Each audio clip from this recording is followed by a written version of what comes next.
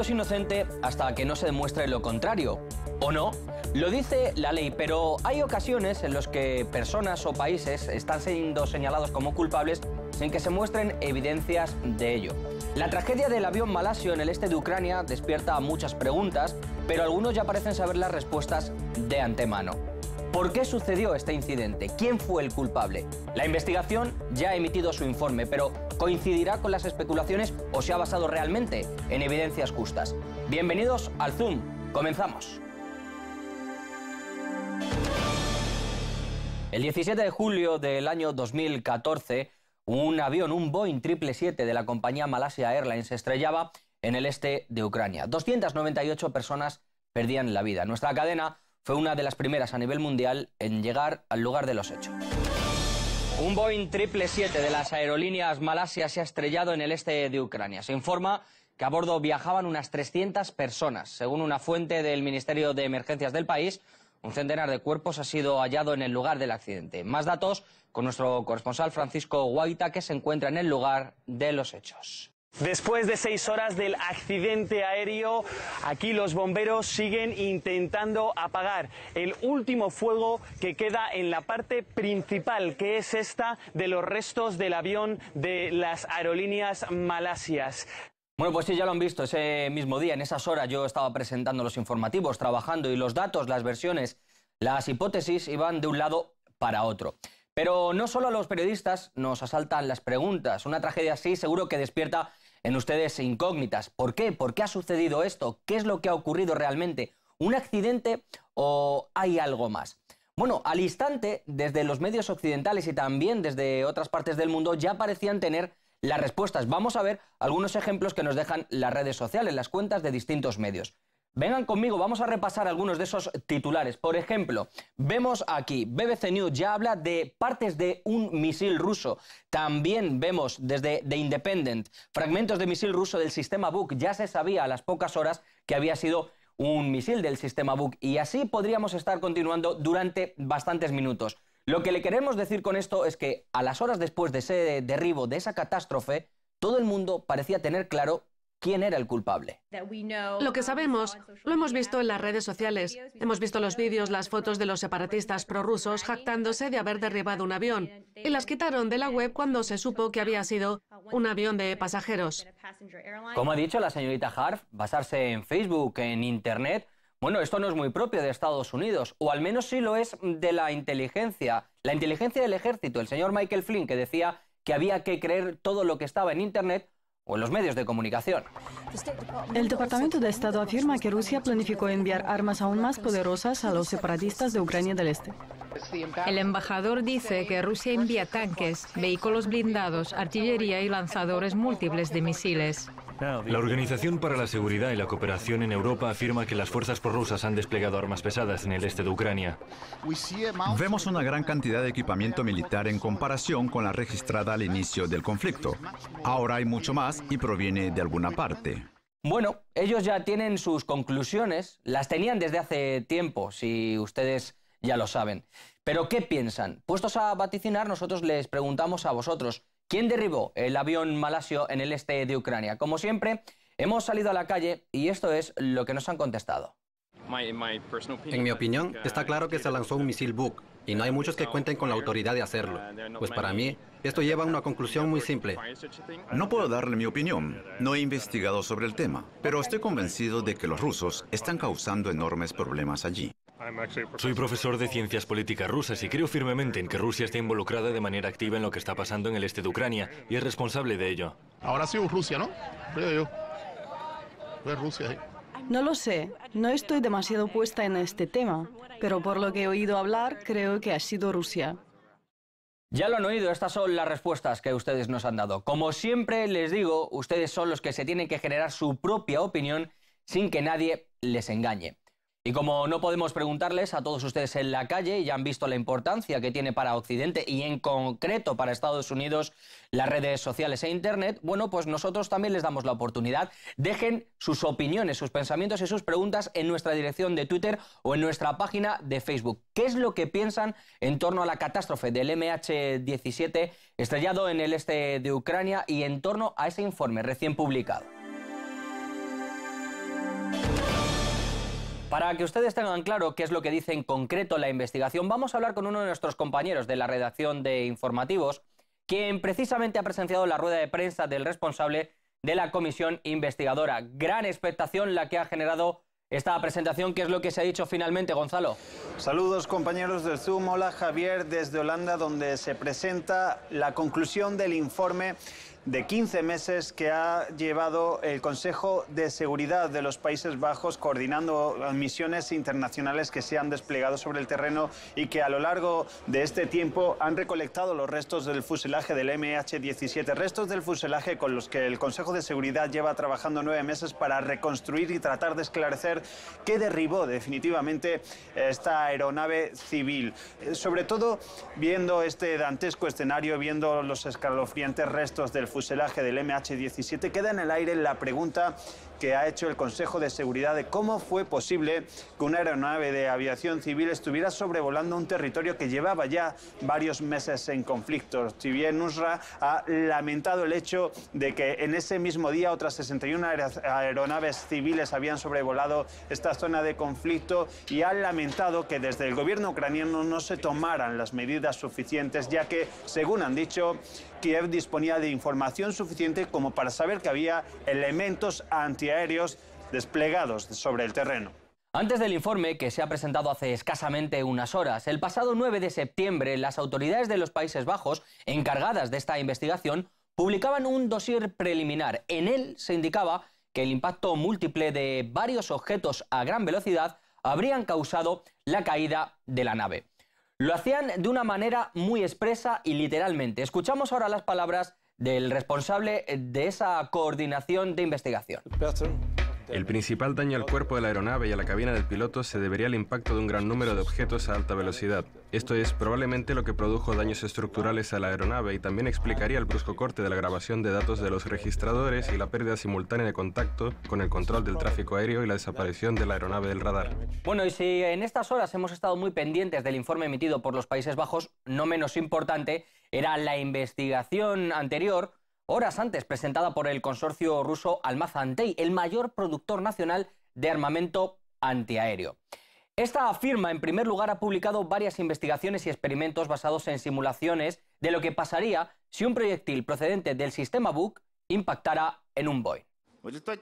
Una serie de experimentos ha determinado que si el Boeing fue derribado por proyectiles de tipo Buk, fue un misil 9M38 que no tiene los mismos elementos destructivos que la nueva versión 9M38M1, la que aparecía en los informes previos de la investigación neerlandesa. En esta versión se hizo un simulacro de las condiciones del impacto. Partiendo del lanzamiento desde Snezhna, se aprecia que ningún fragmento, ninguna trayectoria, lleva a la izquierda o al motor izquierdo. El consorcio ya ha dicho que está dispuesto a dar todos los datos a la Comisión neerlandesa e incluso a la Corte Internacional Europea para que se depuren todas las responsabilidades. Pero yo me pregunto, ¿por qué la Comisión no ha usado la mayoría de los datos ofrecidos por Almaz-Antey? ¿Por qué no se ha escuchado a la parte rusa en algunas opiniones y se ha hecho una investigación tan cerrada?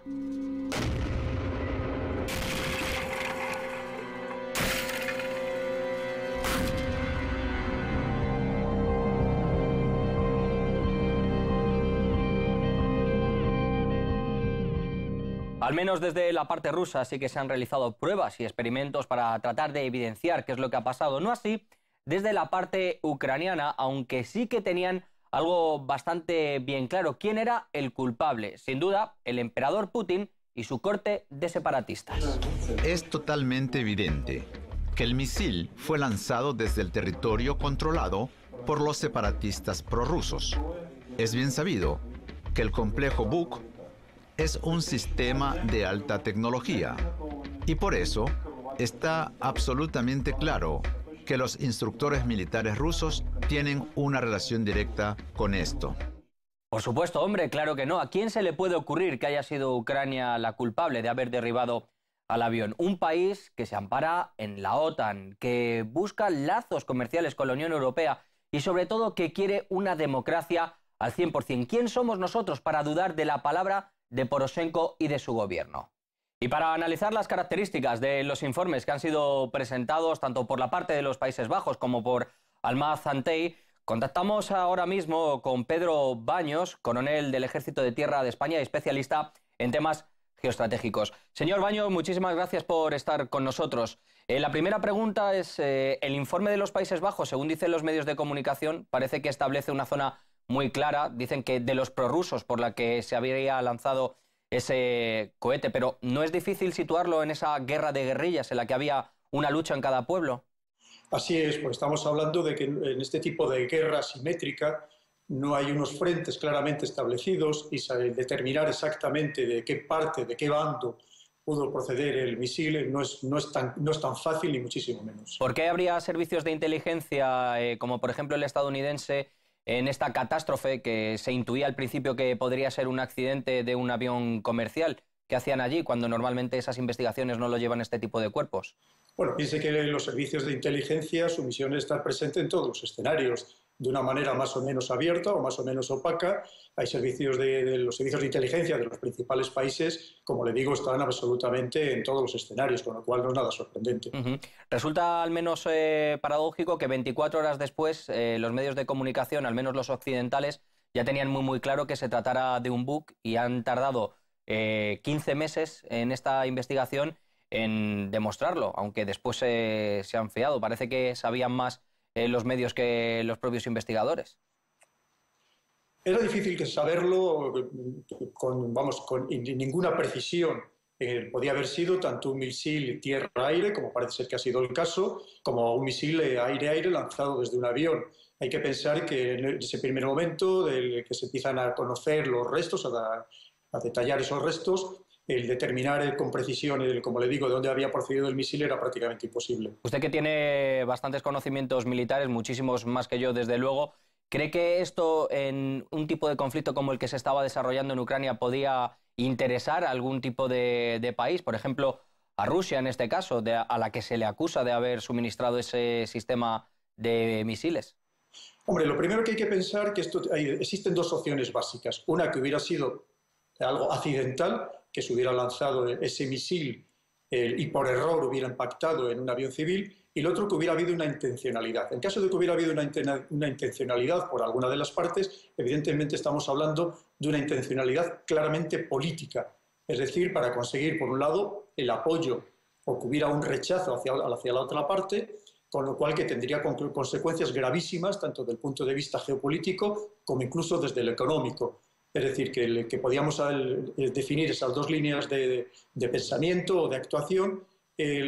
Básicamente la accidentalidad es muy difícil porque estamos hablando de un sistema complejo que necesita ser manejado por especialistas. Aquí quería entrar.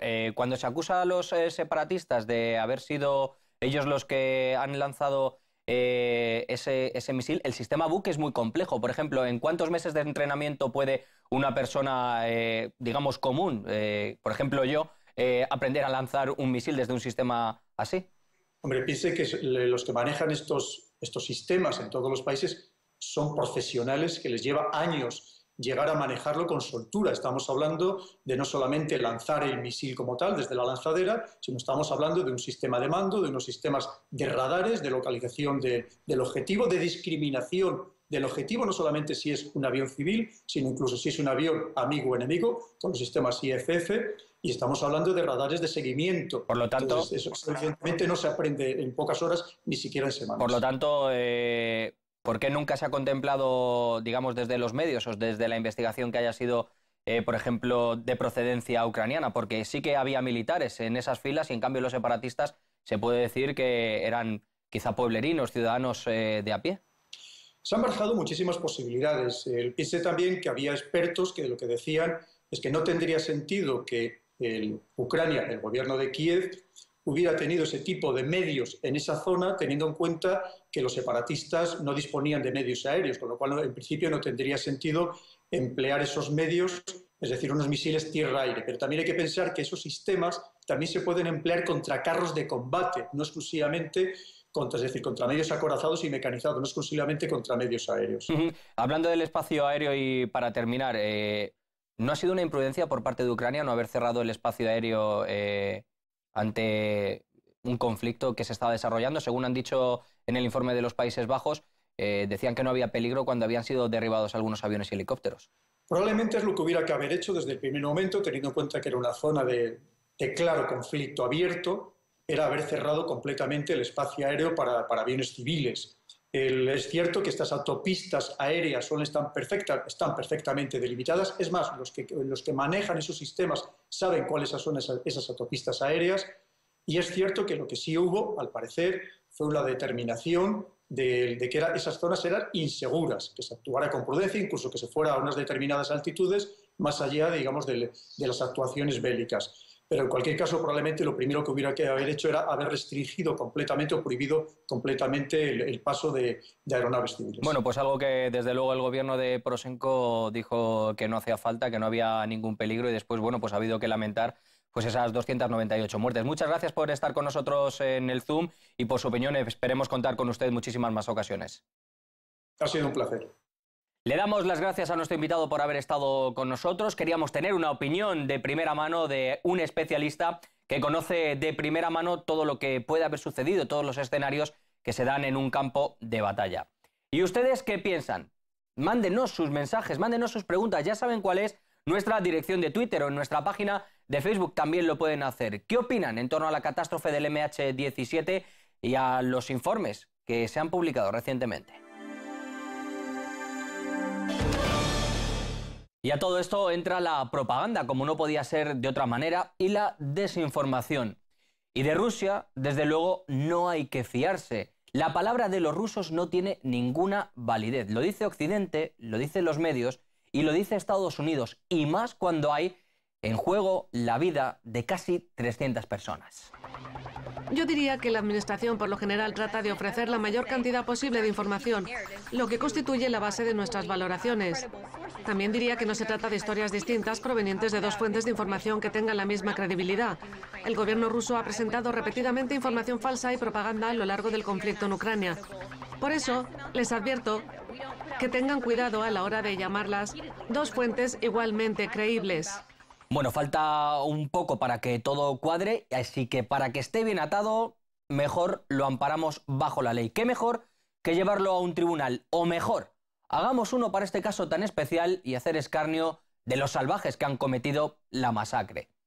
La ONU, por ejemplo, la ONU, un organismo que salvaguarda a la humanidad y que deberá crear un tribunal penal para este caso. Pero eso no está en los fundamentos de Naciones Unidas. ¿Está? ¿No está? ¿Es un invento?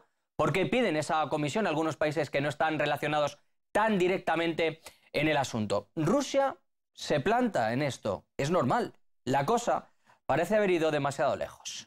El proyecto sobre el que se ha votado hoy no tenía ninguna base legal o de precedentes. Lo explicamos a nuestros socios en más de una ocasión e instamos a considerar las alternativas. Sin embargo, los autores del proyecto se negaron a actuar en cooperación. Sometieron el proyecto a votación sabiendo que esto no iba a conducir a un buen resultado. En nuestra opinión, esto indica que los fines políticos y propagandísticos para ellos son más importantes que los prácticos, lo que es lamentable. Señor presidente, queremos confirmar que Rusia está dispuesta a continuar ayudando en la realización de una investigación completa, independiente y objetiva de las razones y las condiciones del siniestro del avión malasio para establecer a los responsables y realizar su castigo. La posición que hemos adoptado hoy no tiene nada que ver con el fomento de la impunidad. Esas eran algunas de las palabras de Vitaly Churkin con el veto de Rusia a la creación de ese tribunal penal por parte de Naciones Unidas. Pero, ¿qué carácter tendría esa corte? Me estoy preguntando. ¿Estaría determinada por algún tipo de intereses o de objetivos? Sinceramente creo que sería una caza de brujas, porque quizá no conviene a los autores de ese atentado terrorista, como ha dicho Poroshenko, o a algunas autoridades que podrían estar involucradas, que se sepa la verdad. Para eso es mejor que haya una investigación parcial y así, bueno, pues será fidedigna, lejos de la transparencia, como quieren algunos. Ese es el kit de la cuestión, amigos. Es si se sabe con tanta claridad por qué no se ha dicho antes. ¿Por qué se han clasificado cientos de documentos de la investigación? Quizá, digo yo, aunque sea mucho suponer, pero puestos a jugar con las suposiciones, como hacen algunos, quizá se ha recibido la orden de ocultar o de bloquear datos porque habría socios que saldrían perjudicados. Y todo esto despierta muchas preguntas, supongo que las suyas también. Bueno, pues al ministro de Exteriores de Rusia también se las despierta. Lavrov dice que no se ha instado a Malasia durante 6 meses a trabajar en la investigación, que además tampoco se ha consultado a la Organización de Aviación Civil Internacional, a pesar de que es algo protocolario, una práctica muy común. Y ha llamado la atención sobre la aprobación de una resolución del Consejo de Seguridad de Naciones Unidas sobre el asunto que no han cumplido. Anota, por último, algunas deficiencias en la evacuación de los cuerpos desde la aeronave. Hay que decir que en todo este proceso la verdad es que se ha hablado de propaganda. Incluso a nosotros, a RT, se les ha tachado como un medio propagandístico. Bueno, hay que decir que si se nos tacha de propaganda no entendemos muy bien por qué incluso la comisión investigadora nos pidió, después de un año y de ver detenidamente un reportaje sobre esta catástrofe, bueno, pues material sobre algunos detalles, algunas piezas que ellos no habían encontrado. Casualidades o no, siempre hay que decir que Almaz-Antei hace escasamente unas horas decía que no todos los restos se habían recogido de suelo ucraniano. Y para analizar las conclusiones de la Comisión de Investigación de la Catástrofe de este avión, del MH17, y todo lo que rodea este polémico proceso, nosotros hablamos en el estudio del Zoom con la politóloga Veronika Kaseninikova. Bienvenida a nuestro programa, bienvenida al Zoom. Buenos días. En primer lugar, ¿qué valoración nos puede hacer de este informe emitido por la Comisión Investigadora de los Países Bajos? Porque se pueden hacer dos lecturas, busca la verdad o otros objetivos. Sin duda alguna, si todos aquellos que tomaron parte en la investigación de este accidente trágico tuvieran algunos argumentos concretos contra Rusia, pruebas de la culpa de Rusia, ya las habrían presentado durante el periodo de 1 año y medio que ha pasado. Hay que decir que las partes estadounidense y ucraniana, después de esta tragedia, enseguida y automáticamente cargaron la culpa a Rusia, en el momento en el que ni siquiera se podía tener ninguna prueba.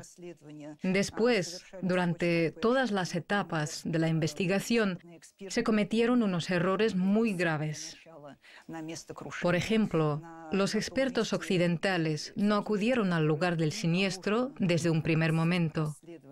Al mismo tiempo, allí había personas que no debían estar en el lugar de un acontecimiento como este.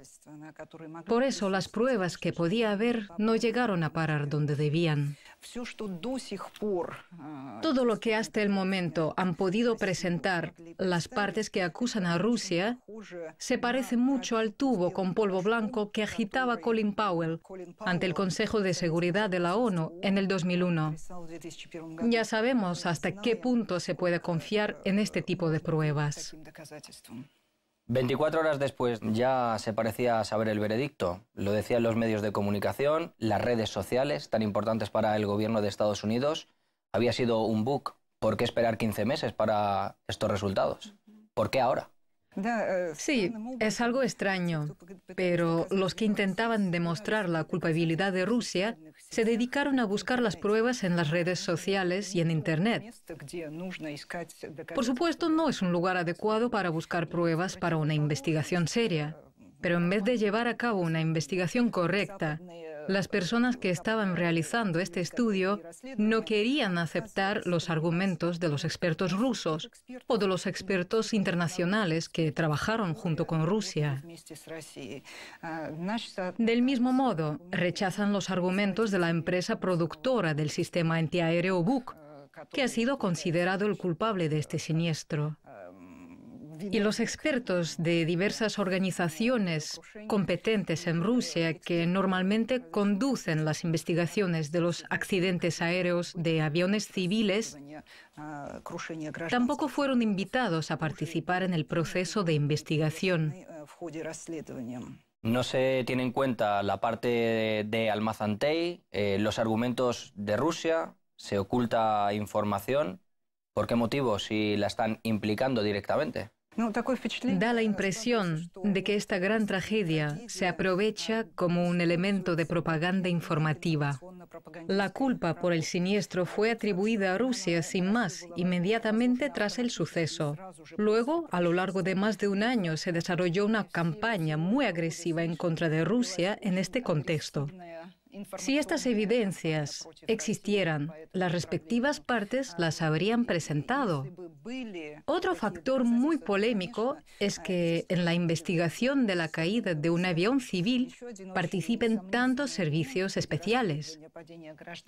Por ejemplo, ¿qué tiene que ver con esta investigación la Agencia Central de Inteligencia estadounidense? El servicio neerlandés asimismo participa de una manera muy activa, al igual que el BND alemán y, por supuesto, el Servicio de Seguridad de Ucrania. Sin embargo, no se permitió la participación de los servicios civiles a los que les incumbe realizar estas tareas.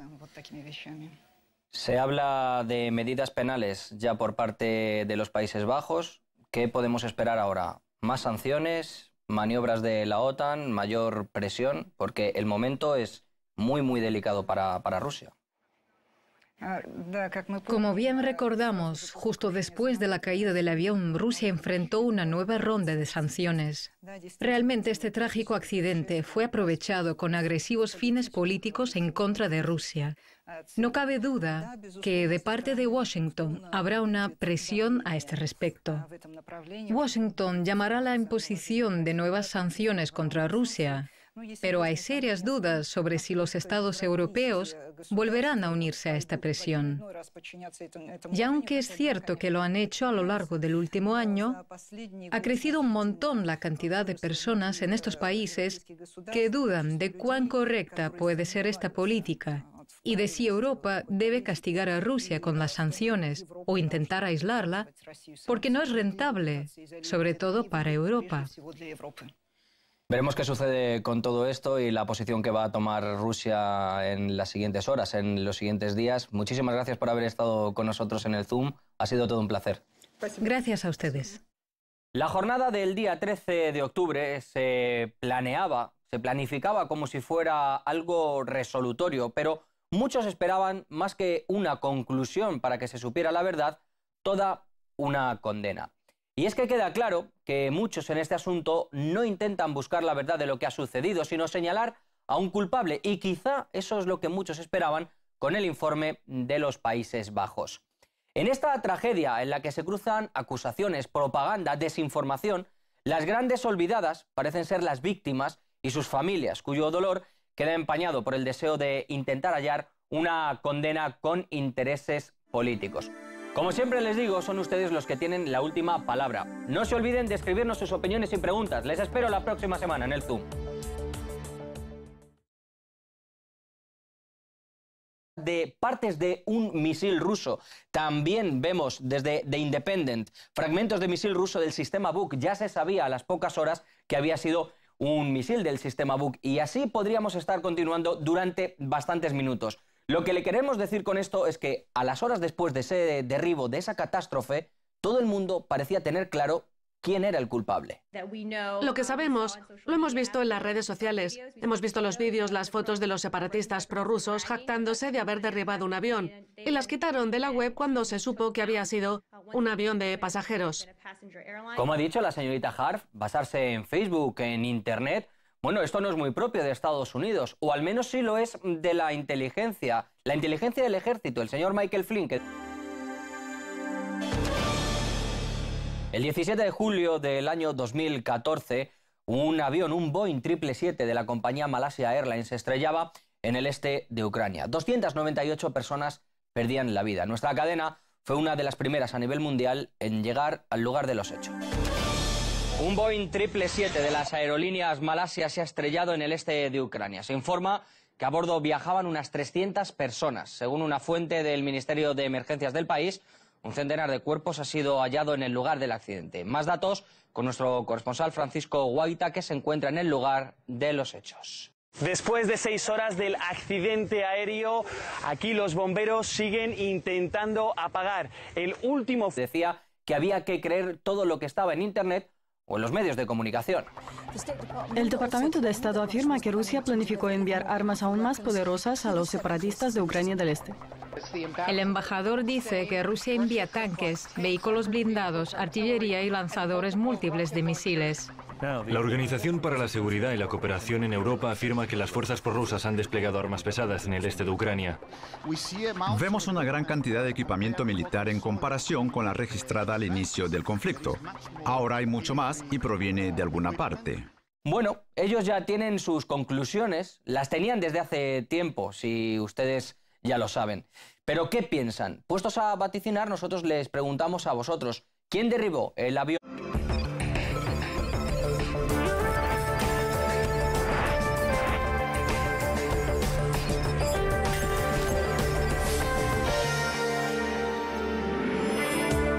Todo el mundo es inocente hasta que no se demuestre lo contrario, ¿o no? Lo dice la ley, pero hay ocasiones en las que personas o países están siendo señalados como culpables sin que se muestren evidencias de ello. La tragedia del avión malasio en el este de Ucrania despierta muchas preguntas, pero algunos ya parecen saber las respuestas de antemano. ¿Por qué sucedió este incidente? ¿Quién fue el culpable? La investigación ya ha emitido su informe, pero ¿coincidirá con las especulaciones o se ha basado realmente en evidencias justas? Bienvenidos al Zoom. Comenzamos. Fuego que queda en la parte principal, que es esta de los restos del avión de las aerolíneas malasias. Bueno, pues sí, ya lo han visto, ese mismo día, en esas horas yo estaba presentando los informativos, trabajando, y los datos, las versiones, las hipótesis iban de un lado para otro. Pero no solo a los periodistas nos asaltan las preguntas. Una tragedia así seguro que despierta en ustedes incógnitas. ¿Por qué? ¿Por qué ha sucedido esto? ¿Qué es lo que ha ocurrido realmente? ¿Un accidente o hay algo más? Bueno, al instante, desde los medios occidentales y también desde otras partes del mundo ya parecían tener las respuestas. Vamos a ver algunos ejemplos que nos dejan las redes sociales, las cuentas de distintos medios. Vengan conmigo, vamos a repasar algunos de esos titulares. Por ejemplo, vemos aquí, BBC News ya habla